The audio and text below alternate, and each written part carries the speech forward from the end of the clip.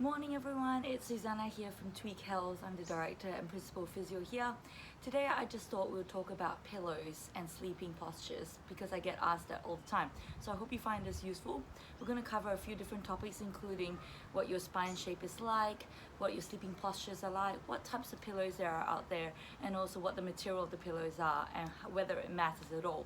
So I hope we'll cover all of that quickly and then go through questions and answers. I know quite a few of you did post some questions, so I hope to answer that as well today. So we'll just start off with just talking about your spine posture. So the natural spine is actually an S-shaped curve. So obviously you've got the curve of your head here, and then it kind of drops in around your neck and then dips outwards just where your neck meets the rest of your body. It kind of curves outwards a little bit. Mine's slightly flattened, but normally it curves a little bit out and then it dips back into your lower back and then comes out slightly around your bum. So there's that S-shaped curve. So out around the head, in around the neck, out around the mid-back, and then back in again to the lower back. So that does matter because when you're laying down and you have your head on a pillow, suddenly you've got that curve that is in a different shape. So it's this shape now. So it's out here and in here and then comes out again. So it makes a difference what pillow you choose. Same thing if you're lying on your side. So if you're sleeping on your side, suddenly there is this gap between your head and your shoulder, and then of course the neck in the middle. So that makes a difference also when you're lying on your stomach. Probably stomach is the least difference with the curve because you're mostly flat, but we'll talk about what tummy postures in sleeping does for you as well later. So there's your S-shaped curve of the spine. So when you're sleeping on your side, you need to be considering the distance between your head and the shoulder. So say somebody might have really broad shoulders and suddenly you've got this big gap when you're laying down, and if you don't have a supportive enough or thick enough pillow, you're going to start to scrunch up really hard, and then you wonder why you wake up with a wry neck or jammed out neck on the side and really tight. Or you might even get lots of stretching sort of pain on the other side because your neck has been kind of in this super lengthened position, end range position the whole time you've been sleeping. So that's why laying on your side, you need to consider the gap between your head and that shoulder, and then of course this little dip here, okay? So also you need to consider the length of your neck. So how long is your neck? Because when you lay on your side, especially if you've got now a contoured pillow, you want to be thinking about whether there is like the contoured bit is too big for your neck. If your neck is quite, or you're a small size person, if you've got a shorter neck, then it's going to affect when there's a big bump here, whether it's going to start pushing your neck upwards instead of snuggling into the nape of your neck.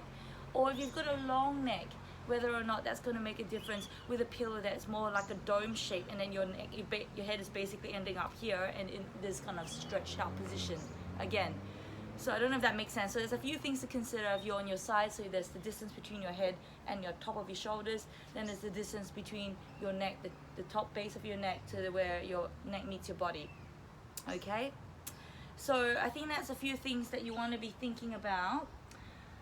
The other thing I also like to think about is also supporting yourself when you're laying, say, on your side. That's probably the most common position I think people do sleep in. So if, again, we're coming back to the broad shoulders, if you've got really broad shoulders and you're sleeping on your side, okay, what happens is if you are supported down here, that's great, but what about the other part of your shoulder?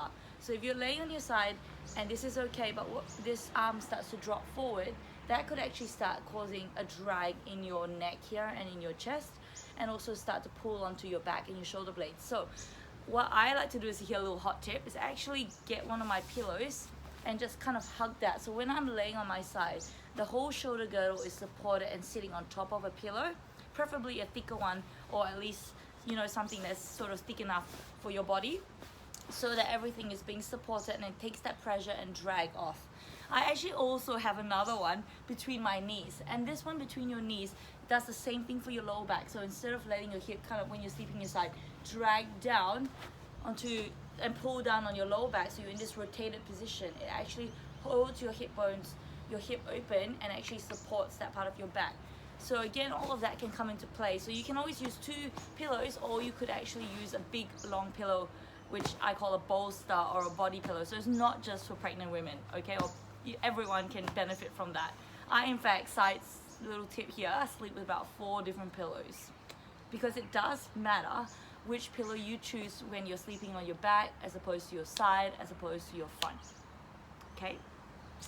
All right, so I'm just gonna come back to this to make sure I've covered everything. So the other thing I want to talk about is your pillow and your mattress. So it does make a big difference with your pillow and then the mattress that you choose, because if your mattress is very soft and your pillow is very hard, your body's gonna sink in and then your pillow is just gonna be pushing you up like that. So you're gonna be in this really awkward squiggle position. So you wanna kind of match the pillow texture to your mattress, or if it doesn't sort of work, then you want to toggle it so that your body at the end of the day is laying in a relative straight line. I'm talking about like almost as if you were holding a plank position on the floor. That's the kind of position you want to be sleeping in a straight line, where the top of your head is in line with the middle of your between your breastbone down to your pubic bone and then your feet. So if you're laying on your side, everything should be a straight line across parallel. So we're going to just quickly talk about the weight of your head. So this is my medicine ball here, and it's about 4 kilos. So did you know that your head is actually about 4.5 to 5 kilos, most people, depending obviously on the size of your body and your bone density as well. So, you know, your head is fairly heavy, especially if you're laying in a side position or laying down basically. It's going to start to pull down on the rest of your spine. So if your spine is attached to your head like so, when your head when you're laying down, your head starts to drop down, and it can actually change the angle of your neck and therefore how it's pulling on the rest of your body. So yes, you know, you're sleeping, especially if you're sleeping for 6 or more hours. That's a long time to be in one position.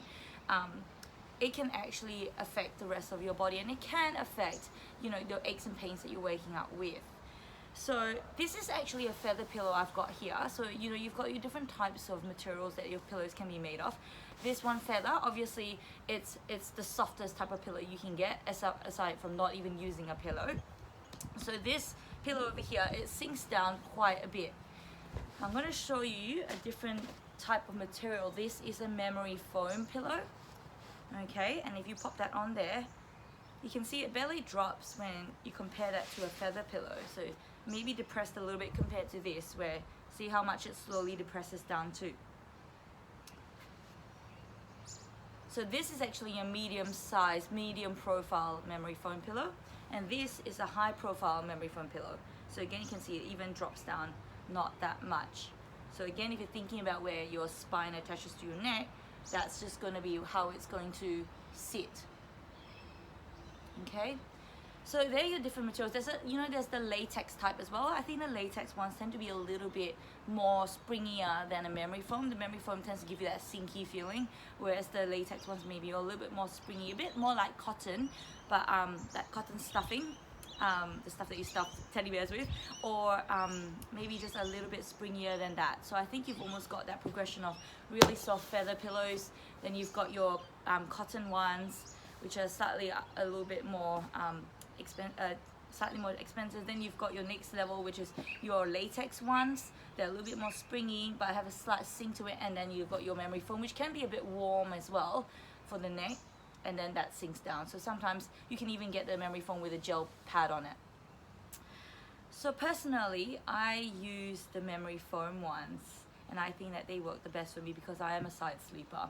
I also sleep on my back, so this is why I have more than one pillow. I have 4 pillows that I sleep with. So I think somebody asked, does it matter if you've got a different position that you like to sleep in? Should you be getting different types of pillows?